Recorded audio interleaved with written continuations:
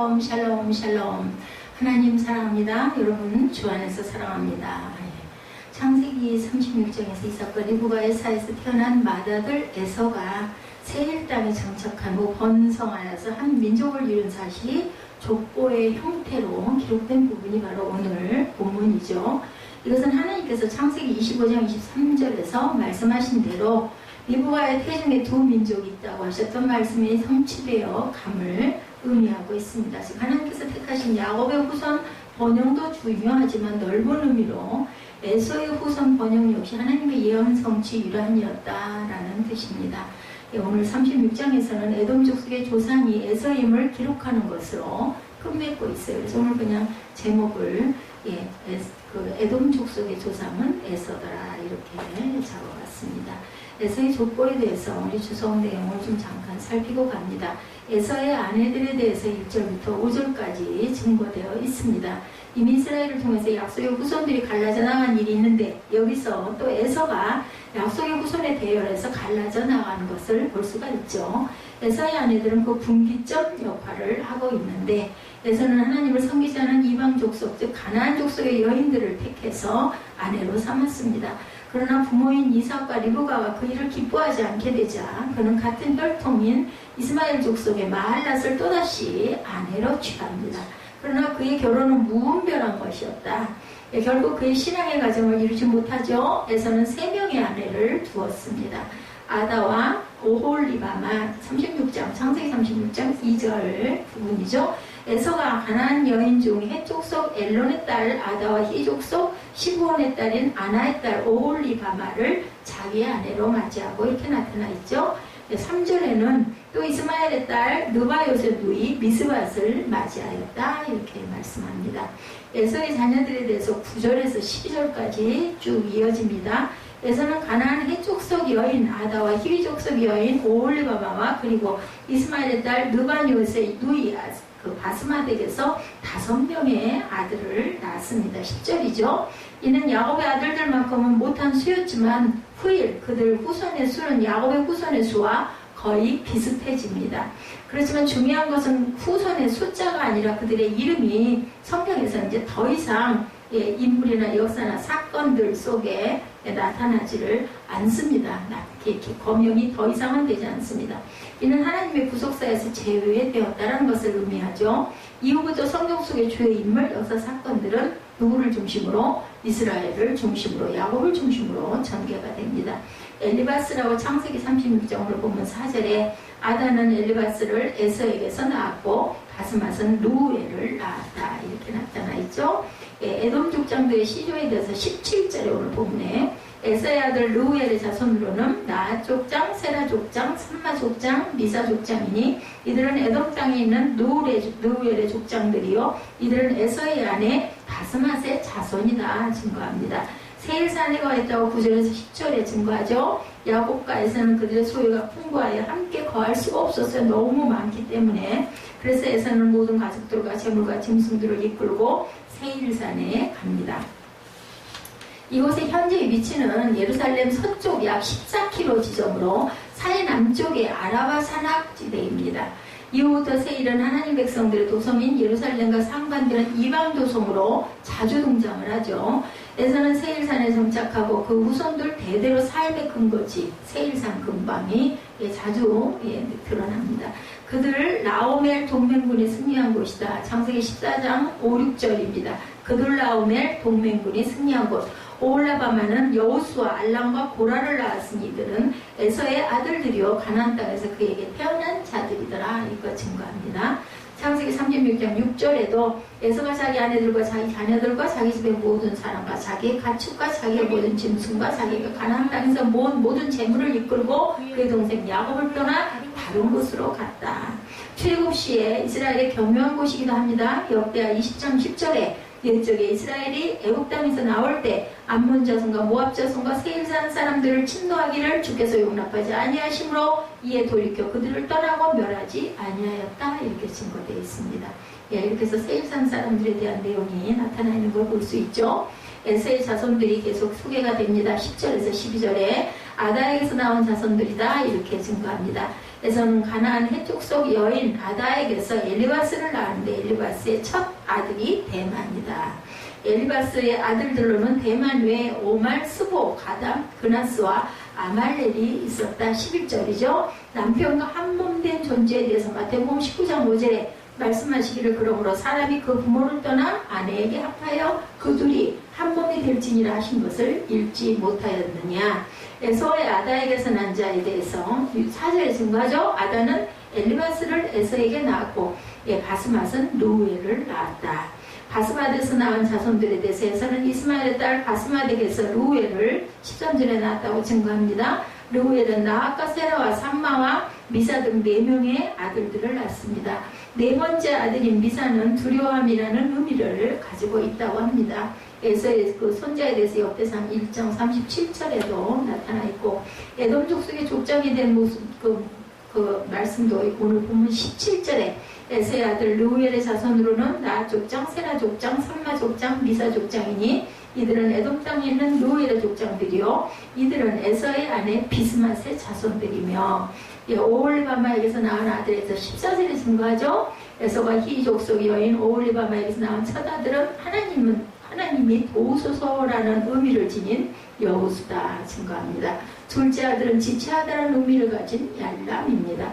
셋째 아들은 고라죠. 기회라는 의미의 이 이름, 고라 족속의 이름 아마 들어보셨을 겁니다. 오늘날 성도들에게 어떤 결단을 요구한다는 그 내용을 품고 있습니다. 이는 기회란 말 자체가 놓칠 수 없는 어느 순간을 의미하기 때문이죠. 고라라는 뜻은 기회라는 의미를 담고 있다. 가나안 땅에서 난 자에 대해서 5절에 오홀리바마는 여호수아 알람과 고라를 낳았으니 이들은 에서의 아들들이요 가나안 땅에서 그에게 태어난 자들이더라. 15원의 소녀에 대해서 14절에 15원의 소녀 아나의 딸 에서의 아내 오홀리바마의 아들들은 이러하니 그가 여호수아 알람과 고라를 에서에게서 낳았더라. 고라라는 뜻이 기회라는 뜻이에요. 잊어버리겠지만 한번 기억해 보시기 바랍니다. 에서의 후손에 대해서 15절에 번성하는 에서의 후손들입니다. 이스라엘 자손은 다스리는 왕이 있기 전에 에돔 땅에는 이미 왕들이 존재했었습니다. 이스라엘 자손을 다스리는 왕이 있기 전에 그 전부터 에돔 땅에는 왕들이 있었는데 오늘 36장에서 이스라엘 왕이라 하면 백성의 영도자를 가리키는 표현으로 모세가 그 첫 인물로 간주가 됩니다. 신명기 33장 5절이죠. 따라서 오늘 보면 31절은 에돔의 왕이 모세 이전 시대부터 등장하여 통치하고 있었다는 것을 가르쳐 줍니다. 즉 이스라엘 백성들이 애국에서 노예 생활을 하는 동안 에돔 족속은 독립된 나라를 이루면서 정치 제도가 이스라엘보다 진보된 상태에 있었고 외형적인 번영과 풍요를 누렸습니다. 최초의 에돔 임금에 대해서 역대상 1장 43절에 이스라엘 자손을 다스리는 왕이 있기 전에 에돔 땅을 다스리는 왕은 이러하니 부올의 아들 벨란이 그의 도성 이름을 딘하바라고 하죠. 족장의 이름에 대해서 40절에 에서에게서 나온 족장들의 이름은 그 종족의 거처와 이름을 따라 나누면 이러하니라 딥나 족장, 아라 족장, 여덧 족장 이렇게 나타나 있습니다. 에돔의 왕들에 대해서 40절에서 43절에 증거되어 있죠. 에돔 땅의 벨라와 요밥 그리고 후삼은 그 첫 세대 왕들이었습니다. 하닥과 삼나 그리고 사울은 첫 세대 왕들에 이어 에돔의 기틀을 닦아간 사람들이다 이렇게 볼 수가 있는데 그들은 이스라엘과는 비교가 되지 않을 만큼 에돔국을 훌륭하게 발전시켜간 왕들입니다. 바알하나과 하달까지가 이스라엘의 왕이 있기 전에 에돔의 왕들이었습니다. 하달에게 왕위를 이은 자는 오늘 보면 39절에 로단의 아들은 호리와 호마며 로단의 누이는 딥나요. 딥나가 여기 나타나죠. 에돔의 왕 바알하나의 죽음에 하닷이 대신하여 왕이 되었으니 그의 도성 이름은 바이오 그의 아내 이름은 무레다벨이라 메사합 손녀와 마드렛의 딸이더라 이렇게 증거되어 있습니다. 에서에서 나온 족장들에 대해서 40절에서 43절에 증거했었죠. 본문에 에돔의 왕들에 이어 족장들에 대한 소개가 비교적 소상히 기록되어 있습니다. 그렇지만 왕들과 마찬가지로 그들의 업적이나 신상에 관한 언급은 찾아볼 수가 없습니다. 여기 잠깐 나타나고 끝납니다. 다만 어떤 인물들이 족장이었는가 하는 것만 소개가 되죠. 그 이후로 그들에 대한 소개가 없는 점으로 다음 장에서 시작되는 야곱의 후손들을 중심한 구속사의 전개를 위해 한 시대를 마무리한다는 의미에서 소개한 것으로 보이는데 에돔의 족장들에 대해서 에서에게서 나온 족장들의 이름은 그 종족과 거처와 이름을 따라 나누면 딥나 족장, 아라 족장, 여덧 족장. 41절에 오홀리바마 족장, 엘라 족장, 비논 족장. 42절에 그나스 족장, 대만 족장, 밉살 족장. 43절에 막디엘 족장, 이람 족장이라 이런 그 구역과 거처를 따른 에돔 족장들이며 에돔 족속의 조상은 에서다.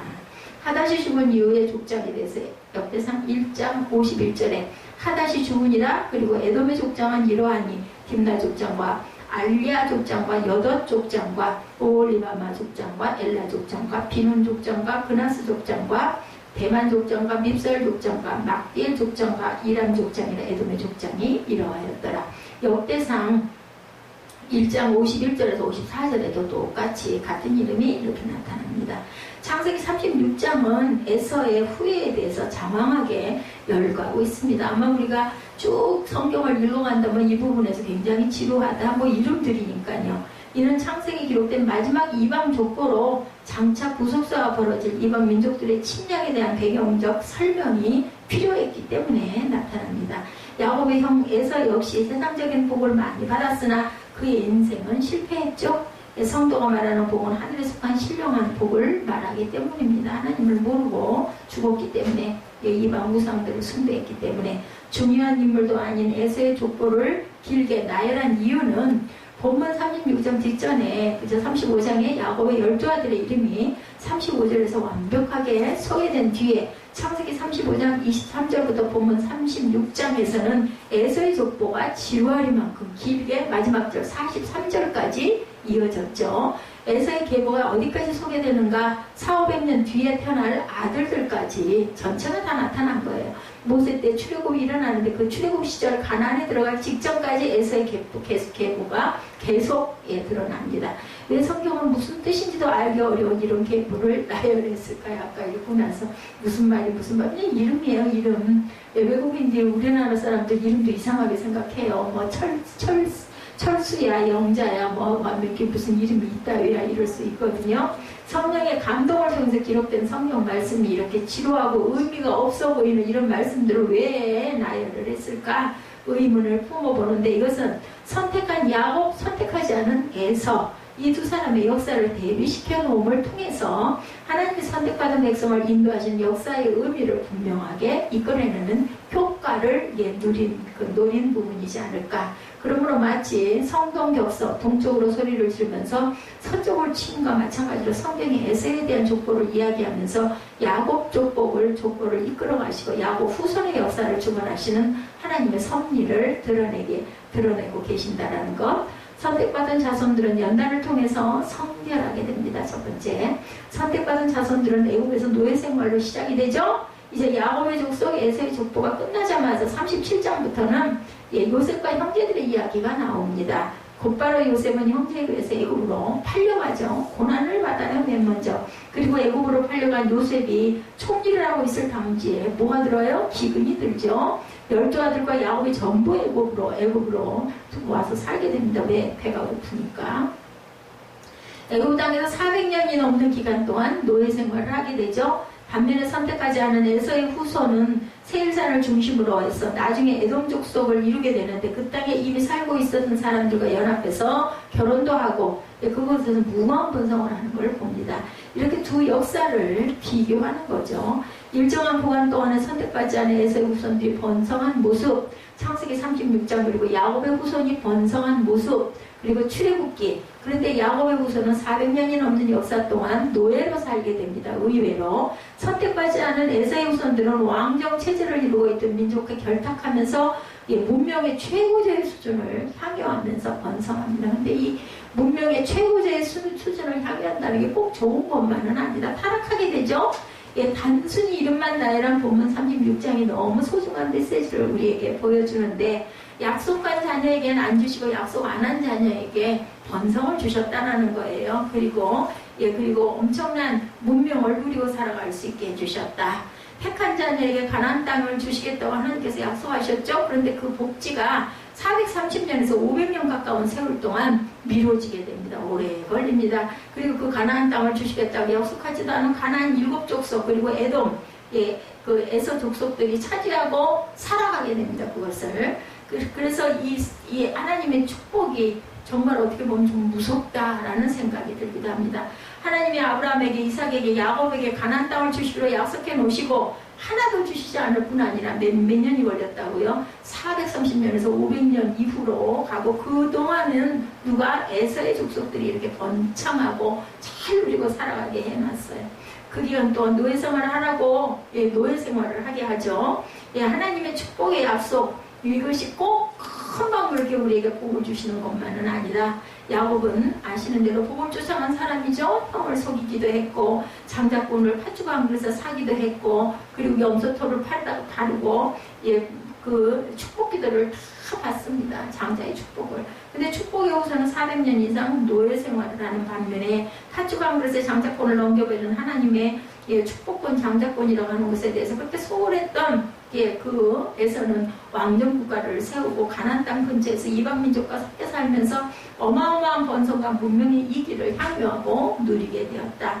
그렇다면 하나님이 축복을 약속해 주신 것, 그것이 막 그냥 금시발복이 되는 건 아니다. 400년이 넘도록 긴 세월 동안 뭐 몇 대가 지나갔을 것 같아요. 생명이 길기도 했지만 왜 이런 일들을 이렇게 만드셨을까? 연단을 통해 축복된 사람을 먼저 만드신다라는 하나님의 법칙입니다. 하나님 이런 노예 생활을 선택한 백성들에게 허락하신 이유는 그들이 가나안 복지를 제대로 받기 위해서라는 거죠. 한마디로 연단의 과정을 통과해야 된다. 금이 단련되지 않으면 순금이 나오질 않죠. 또 출애굽한 뒤에도 하나님께 원망하고 불평했다가 20살 이상 되는 장정은 가나안 복지에 들어가기 전에 사막에서 다 1세대들이 죽죠. 누구만 그 여호수아와 갈렙만 남겨놓고 다 죽습니다. 모세도 못 들어가죠. 2주 만에 들어갈 수 있는 땅을 몇 년 동안, 40년 동안 사막을 돌게 합니다. 그렇게 주어지는 복지라면 안 받고 말지, 어이구 무서워, 나 그거 안 할래, 이런 말이 나오겠죠. 알았더라면. 몰랐기 때문에 가는 거예요. 모르기 때문에. 저와 여러분도 마찬가지입니다. 하나님의 축복의 약속이 그렇게 금시에 우리에게 주어지는 것만 아닌데, 하나님의 시화 때는 우리가 생각하는 시화 때보다 훨씬 더 그저 여유있게 오래오래 걸리기도 한다. 에서가 아닌 야곱의 자손에게 왜 연단이 이렇게 필요했을까? 약속의 자녀였지만 세상 사람과 별로 다른 게 없었던 거예요. 먼저 루벤을 보죠. 창세기 36장에 에서의 죽고 직전에 루벤이 아버지의 첫 비라를 범한 사건이 35장 22절에 나타나서 결국은 장자의 축복을 받지를 못하고 제외가 되죠. 이런 폐륜화적인 죄악이 나타납니다. 또 그 얘기에 앞서서 시몬과 레위가 주도해서 34장에 야곱의 딸 디나가 세겜에서 또한 강간을 당하기도 합니다. 그것이 분통 터져서 할례를 빙자해서 상처가 아물기도 전에, 그죠? 그들을 모두 다 돌이키는 사건이 또한 나타납니다. 디나를 사랑해서 아내로 맡겠다고 얘기한 그런 세겜을 그냥 다 죽이죠. 그런 반면에 이 야곱의 아들들은 이 범죄를 계획을 주도적으로 거짓말해서 속여서 너희들이 할 일을 받아야만 이 땅에 들어올 수 있다. 그건 정말 하나님의 말씀 속에서 그 말씀을 빙자해서 거짓말을 하고 사기를 쳤던 거예요, 사실은. 그래가지고는 결국은 그 죄악상에 나중에 무서운 형벌로 나타난 것을 우리가 봅니다.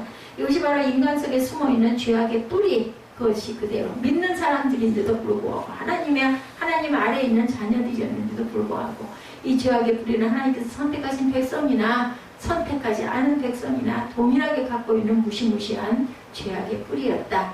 마치 화산이 폭발하면서 용암이 분출해서 그 모든 지역을 덮어버리는 것처럼 야곱의 아들들 속에 숨어있던 인간 본성적인 죄악이 터져나오면서 온 세상에 야곱의 말대로 악취로 덮여버리는 잔혹한 범죄를 그리고 가하고, 그리고 그 뒤에 자기의 여동생이 강간당했다고 해가지고 사람들 다 죽여놓고 자기 스스로는 아버지의 아내를 범하는 그런 기가 막힌 사건, 그들을 죽이고 나서 본인은 더 무서운 죄를 저질렀다는 거죠.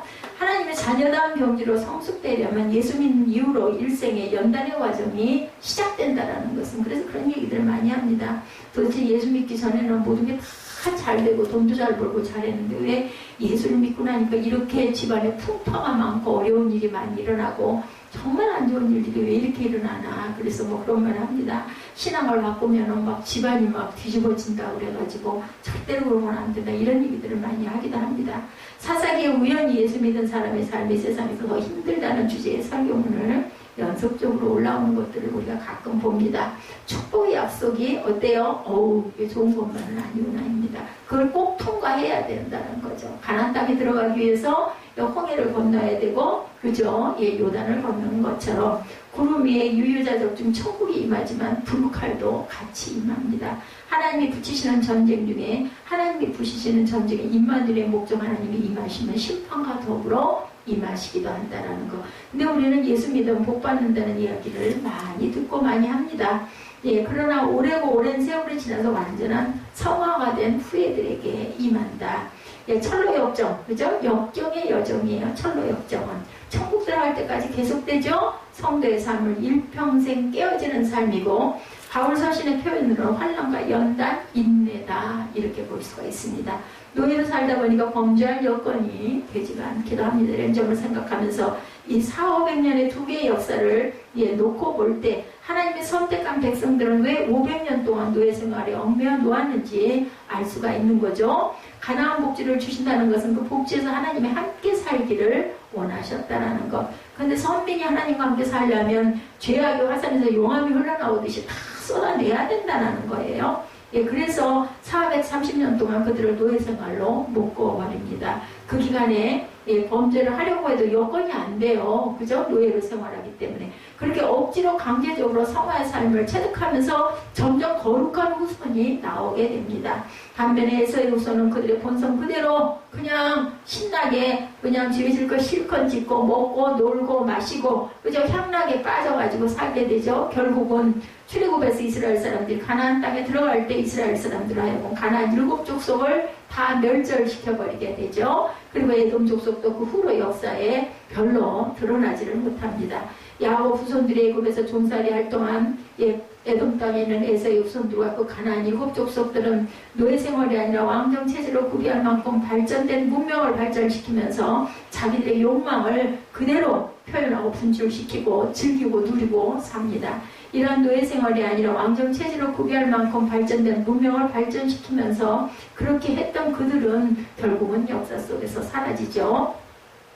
그 나중에 끝판에는 몰록 제사, 자기 자식을 우상에게 불에다 태워서 바치는 일들을 합니다. 하나님이 아주 싫어하고 미워했던 일이죠. 바알 숭배, 아사르 숭배 같은 무시무시한 우상 숭배가 온 땅을 덮게 만듭니다. 화산의 용암, 아담의 타락한 죄성이 분출한 것 같은 모습이죠. 그래서 분출한 죄악으로 가득 덮여있는 세상을 청소해 나가는 과정이 바로 가나안 7 족속을 멸절시키는 과정이었다. 결국 장자권을 통해서 받은 야곱의 축복은 그대로 이루어지는데, 우리가 생각하는 것처럼 축복하면 바로 축복이 임한 게 아니라 이 고난을 있는 대로 400~500년을 통과해가지고 결국은 이루어 나아갔다는 거죠. 나라가 쓰죠. 이스라엘 국가가 씁니다. 그리고 장자권을 받지 못하는 에서의 미국은 그대로 멸망으로 달려갑니다. 500년 가까이 지나서 거기서부터는 영원히 이렇게 하나님의 섭리를 통해서 역사를 보면 하나님의 섭리는 참으로 깊고 오묘하고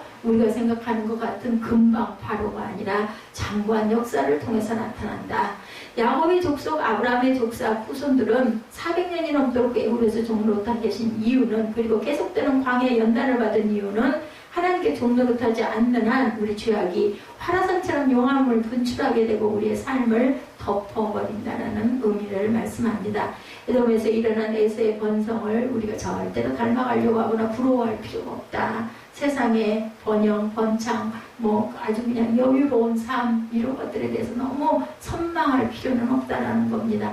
돈 잘 벌고 출세하고 좋은 대학 들어가고 좋은 직장 다니고 몸 건강하고 모든 것이 이 땅에서 형통한 것만을 바랄 필요도 사실은 없다. 결국은 가는 길이 한 곳인데 어느 곳으로 가느냐, 그게 중요하죠. 이 땅에서 하나님이 주시는 약속된 복된 삶이 있습니다.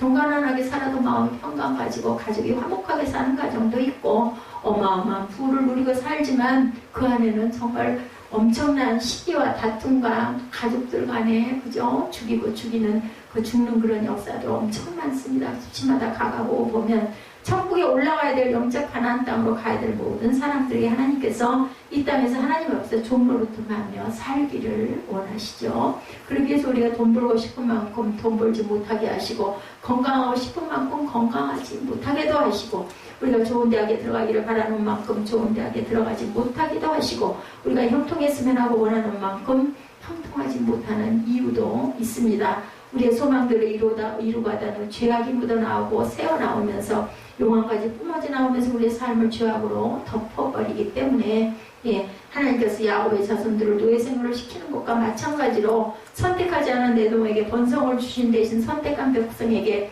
노예 생활을 허락하신 것과 마찬가지로 우리에게도 그러한 삶의 질곡을 어쩌면 허락하고 계시기도 하다. 이것을 기쁨과 감사로 받아들일 수 있는 사람들, 주님의 십자가를 받아들이고 세상에 대해서 자기가 스스로 죽어버리는 사람들, 그렇지 않으면 죄악의 뿌리가 살아나니까, 죄악이 용암처럼 뿜어져 나오니까 스스로 십자가를 붙잡고 죽어버리는 사람들이 나타납니다. 세상에 대해서 완전히 죽어버리는 그러한 사람들, 그러하기 위해서 기도하는 사람들, 그러하기 위해서 오늘도 훈련받는 사람들, 그들에게는 가나안 복지가 기쁨과 감사, 평강의 삶이 빨리 도래하지 않겠는가.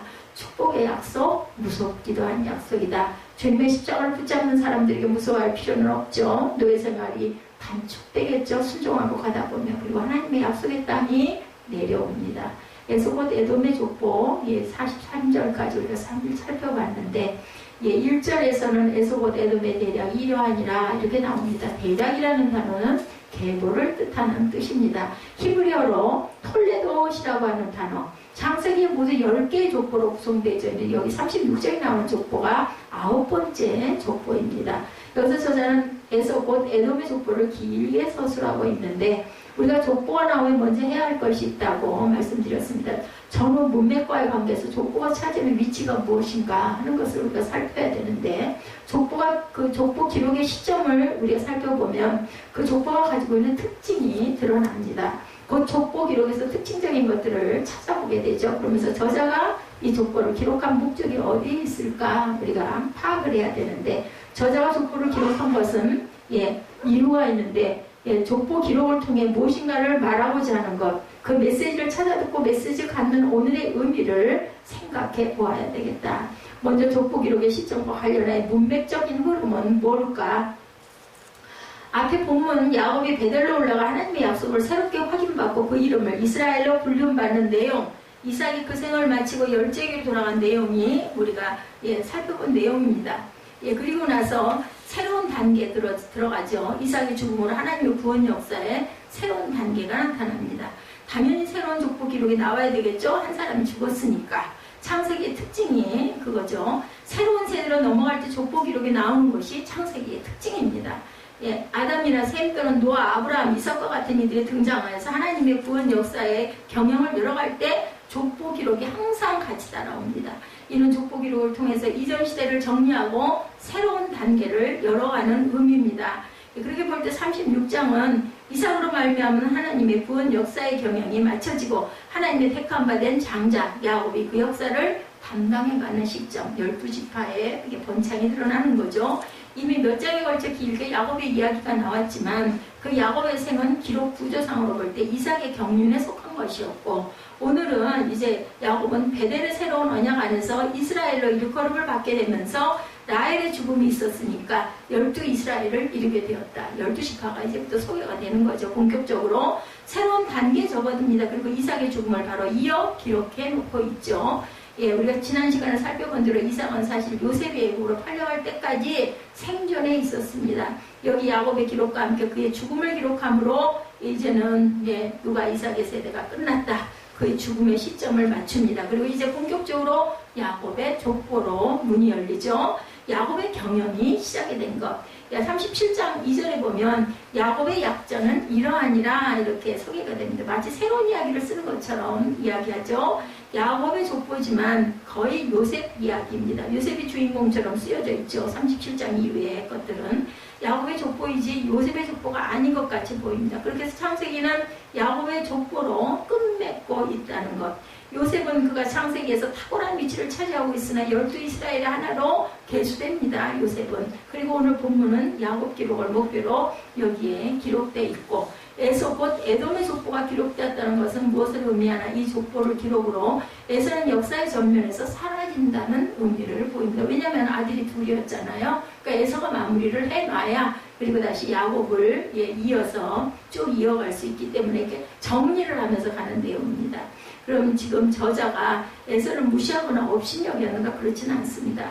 야곱은 진짜고 에서는 가짜다는 말을 하는 것일까? 또 그렇지도 않습니다. 에서는 하나님의 구원 역사에서 믿음으로 동행하지 못하고 장자의 명분을 팥죽 한 그릇에 넘기는 망령된 행동을 했지만 결코 우리가 생각하는 조롱과 멸시의 대상으로 기록된 것이 아니고, 저자에게 그런 의도가 있었다면 비난했을 것이고 족보를 이렇게 장황하게 다 일일이 기록하지도 않았을 것인데, 우리가 흑백 논리로 우리 편 아니면 저편이라는 식으로 생각해 볼 게 아니라 창세기 저자인 모세는 여기 에서의 족보 기록을 통해서 무엇을 말하고 있는 것일까? 그것을 찾기 위해서 우리는 에서의 족보 기록의 특징을 한번 살펴봅니다. 에서 족보 기록의 특징에 앞서서 족보 구성이 먼저 1절로 8절까지를 보면 에서 곧 에돔의 대략이 이러하니라 해서 그가 가나안에서 3명의 아내와 5자녀를 얻고 그 동생 야곱을 떠나 세일산으로 갔다는 내용이 나타나 있죠. 그리고 그 이유를 밝혀주고 있는데 7절에 소유가 풍부하여 함께 거할 수 없기 때문이다. 이유도 설명되어 있습니다. 그리고 9절에 보면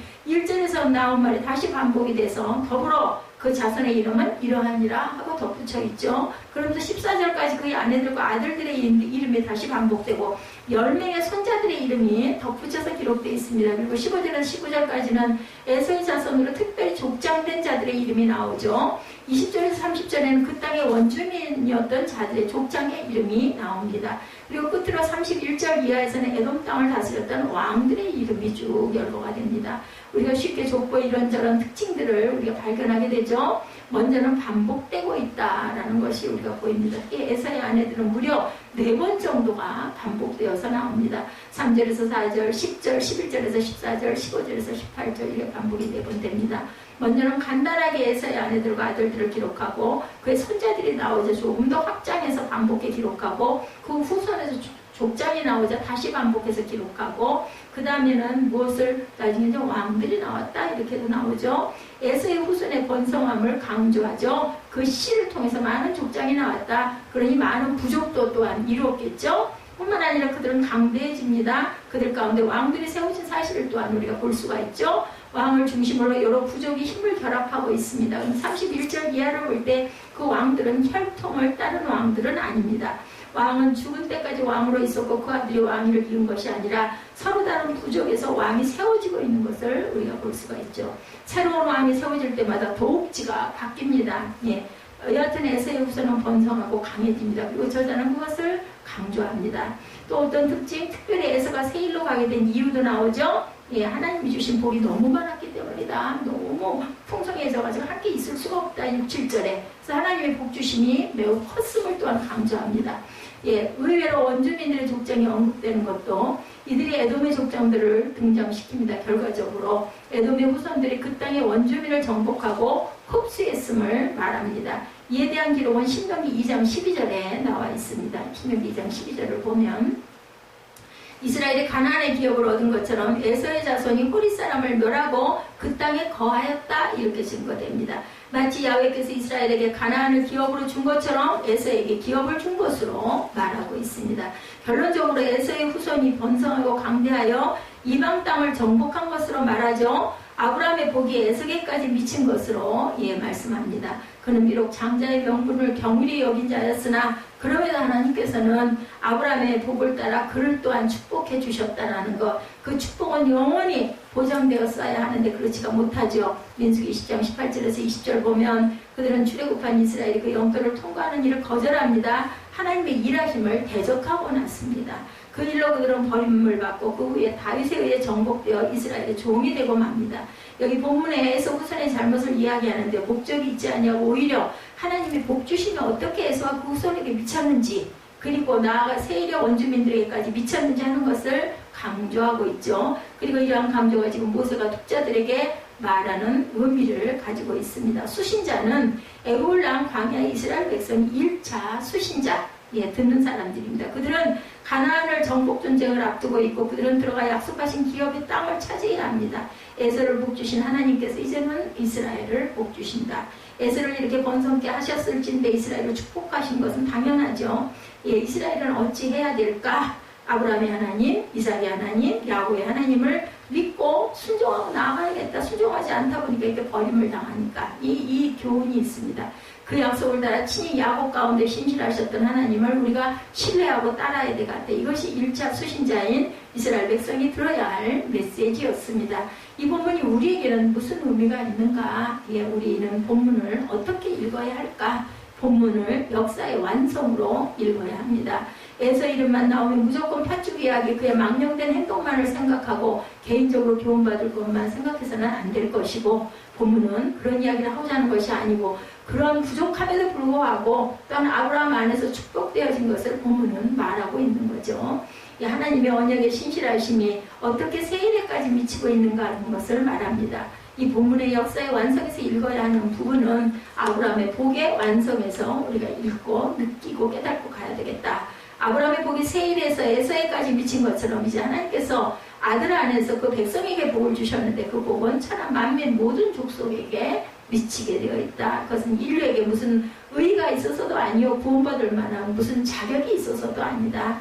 오직 아들 안에서 약속하신 언약을 따라 세상을 복 주신 것. 어떻게 보면 공평하게 에서의 후손에게도 야곱의 후손에게도 모두 다 똑같은 공평한 하나님이시다. 사랑의 하나님이시다. 마치 아브라함 안에서 그 복이 어리석고 망령된 에서에게까지 미친 것처럼 하나님을 모르는 무지함과 자기 고집과 욕심에 사로잡혀 있던 우리에게까지 그 은혜가 미쳤고 그것을 깨닫고 순종하는 자들에게는 영생의 복을 허락하셨다. 구원의 복을 허락하셨다는 것을 우리가 이제 알고 가야 되겠다는 거죠. 값없는 은혜 베풀어 주시는 하나님의 은혜입니다. 주님의 나라는 강성해지고 온 세상을 정복해 갑니다. 그리고 우리는 이 은혜의 경륜을 받아들여 수종들은 하나님의 종들이 되었어요. 자녀들이 되었습니다.